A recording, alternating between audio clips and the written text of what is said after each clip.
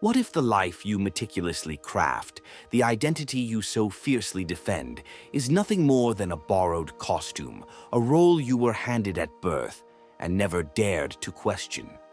What if the applause you chase, the approval you crave, the very definition of success that propels you forward is a grand illusion, a meticulously painted backdrop for a play in which you are not the author but merely an unwitting actor?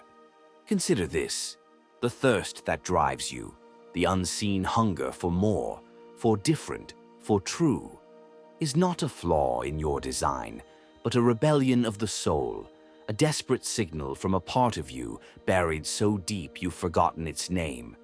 Carl Jung, that fearless cartographer of the psyche's hidden continents, understood a truth so profound it shatters every comfortable lie. Your real life, the one your spirit aches for, does not begin with your first breath, nor your first achievement. It begins the moment you gather the terrifying courage to tear off the mask, to dismantle the facade, and to confront the stranger and a king that has been living within you all along. The mind you inhabit, the one you believe to be yours, is it truly a sanctuary of sovereign thought or a colonized territory occupied by the ghosts of your past, the dogmas of your culture, the unchallenged edicts of your upbringing? From your earliest moments, you were sculpted, molded, subtly coerced into a shape deemed acceptable, manageable, predictable. Voices, seen and unseen, etch their expectations onto your nascent consciousness, defining your worth, dictating your desires, drawing the narrow corridors of your permitted existence. This conditioned mindset becomes your default reality, a sophisticated prison whose bars are invisible because they are forged from your own unquestioned beliefs.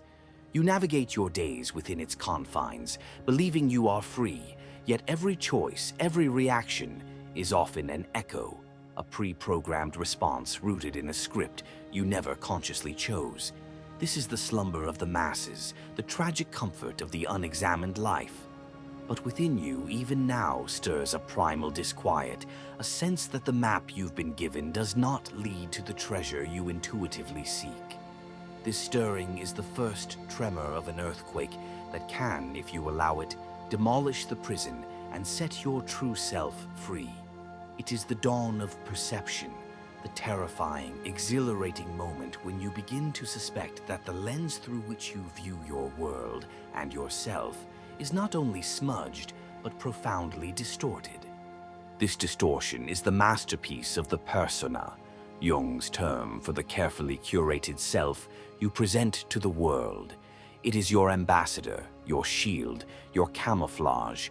But when the mask fuses with the skin, when the role becomes the only reality you recognize, a slow and devastating suffocation of the authentic self begins. Your perception of truth becomes tethered to this artifice. You see not what is, but what the persona allows you to see, what reinforces its fragile sovereignty. And what of the vast territories of your being that do not fit this polished image? What of your raw passions, your inconvenient truths, your unacceptable angers, your divine madness? These are exiled to the shadow, that disowned continent within your own psyche. But exile does not mean annihilation. These rejected energies, these forgotten parts of your wholeness, seethe and churn in the darkness, projecting their influence onto your waking life.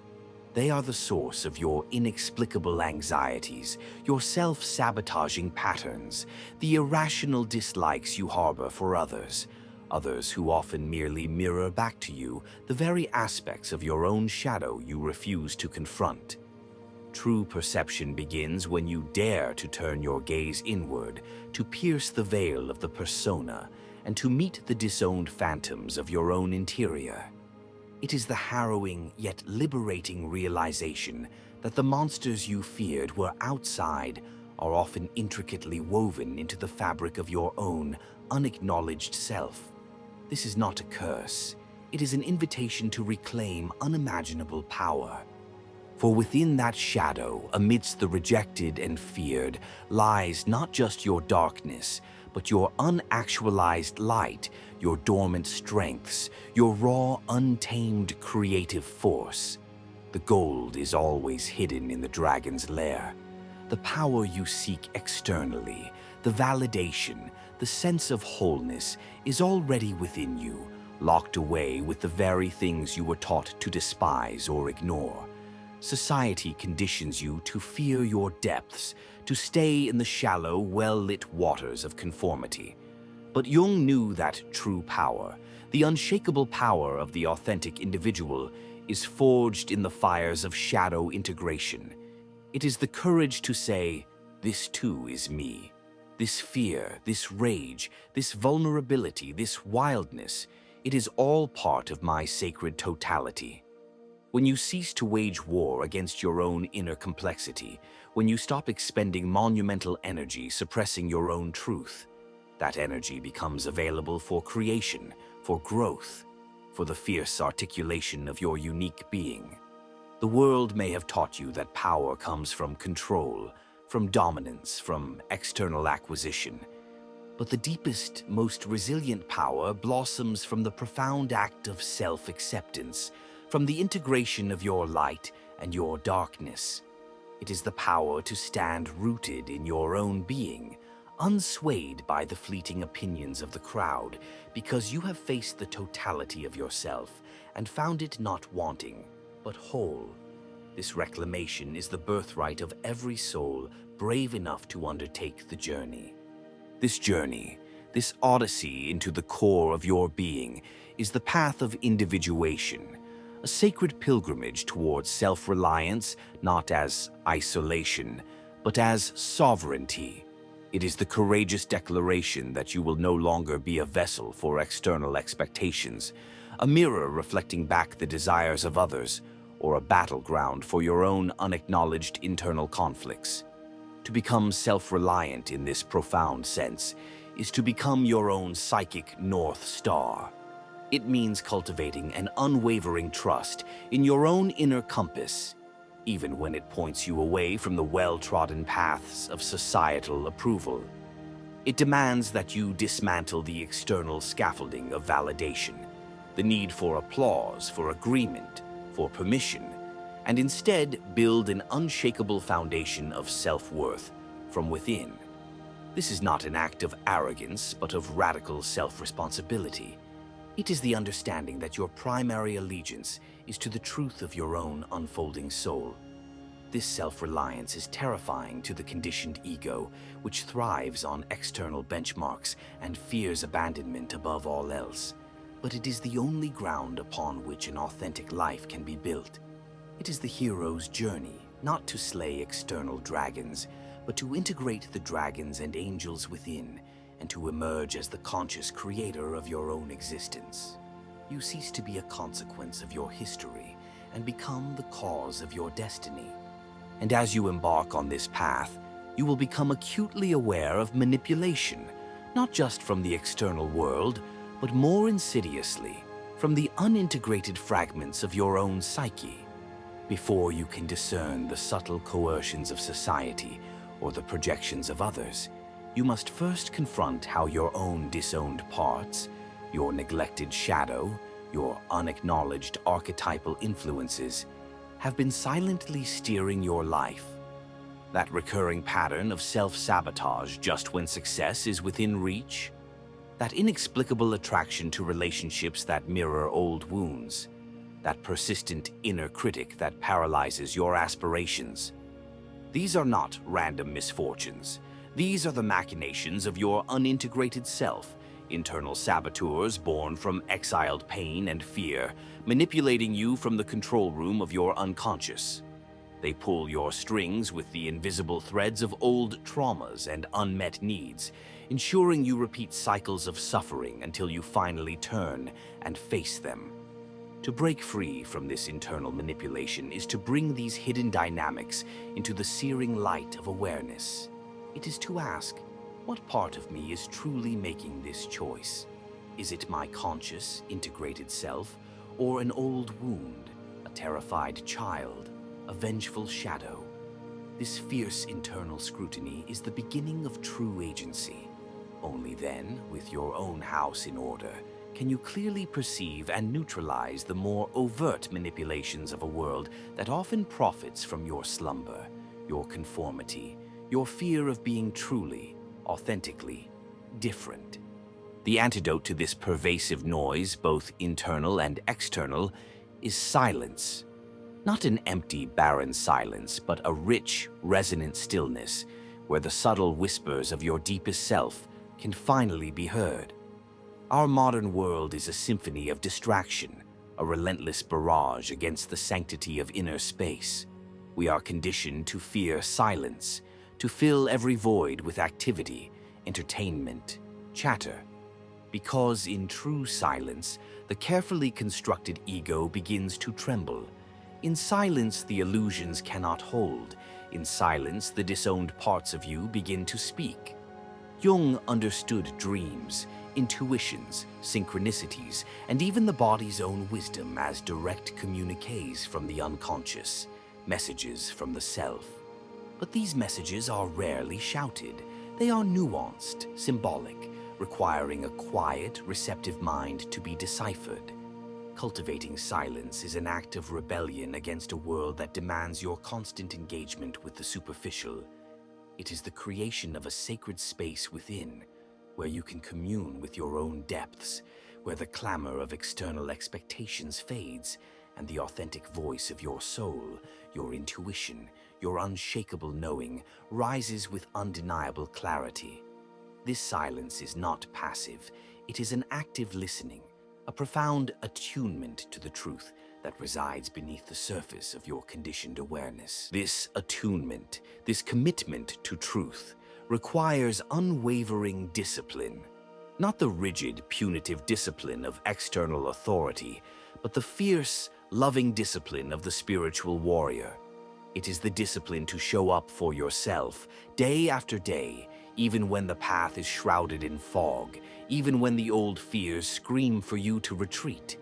It is the discipline to question every inherited belief, every ingrained habit, every fear-based limitation, and to ask, is this truly mine? Does this serve my highest unfolding? It is the discipline to face the discomfort of your own shadow without flinching, to sit with your anxieties without immediately seeking escape, to explore your wounds without becoming a permanent resident of your pain. This is the alchemy of transformation, holding the tension of opposites, the light and the dark, the known and the unknown, until a new, more integrated reality can emerge. This discipline is the sustained courage to choose authenticity over comfort, growth over stagnation, truth over illusion, again and again. It is the forging of an inner resolve so powerful that it becomes the very bedrock of your being, allowing you to navigate the chaos of the world with grace and unwavering purpose. It is the art of conscious becoming. And from this crucible of discipline, from this sanctuary of silence, emerges the liberating power of detachment. This is not the cold, indifferent detachment of apathy, but the profound, compassionate detachment of wisdom. It is the ability to observe your thoughts, your emotions, your ego's frantic dramas, without being consumed by them. It is the realization that you are not your thoughts, you are not your emotions, you are not the stories your ego tells about who you are. You are the awareness that witnesses all of these phenomena. This detachment allows you to unhook from the painful illusions of the fixed self, to release your grip on outcomes, to cease identifying with the fleeting roles and labels that once defined you. You detach from society's relentless demand for conformity, from the need for external approval, from the fear of judgment, because your anchor is now deep within your own being. This is the freedom the mystics speak of, the freedom that comes from recognizing the impermanent, illusory nature of the conditioned self and aligning instead with the timeless, boundless reality of the true self. You learn to dance with life's uncertainties, to embrace the unknown not as a threat, but as a field of infinite possibility. This detachment is not an escape from life, but a deeper, more authentic engagement with it, free from the distortions of fear and egoic clinging. And so, we arrive not at an end point, but at a dawning. Victory. But this is not the victory of a battle won against an external foe. It is the profound, resonant victory of self-reclamation, of integration, of arriving home to the truth of who you have always been, beneath the layers of conditioning and fear. It is the triumphant emergence of the individuated self, whole and unbroken, radiant in its unique expression. This victory is the full-bodied experience of Jung's assertion that life truly begins when you find yourself. It is the moment you cease to be a fragment, a shadow of your potential, and step into the luminous totality of your being. The masks are laid aside, the inner conflicts are alchemized into wisdom, the exiled parts of your soul are welcomed back into the embrace of conscious awareness. You are no longer driven by unconscious compulsions or defined by external narratives. You are guided by an inner authority, a deep wellspring of purpose and joy that is independent of circumstance. This is not a one-time event, but an ongoing state of awakening, a continuous unfolding into ever deeper layers of authenticity and freedom. The world may not change, but you are transformed, and therefore your experience of the world is forever altered. You see with new eyes, hear with new ears, live with a heart that is open, resilient, and fiercely alive. The path has been laid bare. The illusions that once held you captive now stand exposed. The power that you sought externally has been revealed to reside, potent and patient, within your own depths. You stand at the precipice of a choice that defines not just a moment, but the entire trajectory of your existence. Will you retreat into the familiar twilight of the unexamined life, lulled by the siren song of comfort and conformity? Or will you heed the thunderous call of your own soul, a call to step into the glorious, terrifying unknown and claim the birthright of your authentic self? This is not a call to perfection, but to wholeness. It is an invitation to embrace the magnificent, messy, miraculous truth of who you are in all your facets, all your complexities. The journey is arduous, it is relentless, but the alternative, a life unlived, a self unrealized, is a tragedy too profound to bear. The key is in your hand, the door is before you. Turn the key, walk through. Your real life, the one that vibrates with purpose, echoes with truth, and shines with the unmistakable light of your own unique spirit, is not a distant dream. It is waiting. It begins now.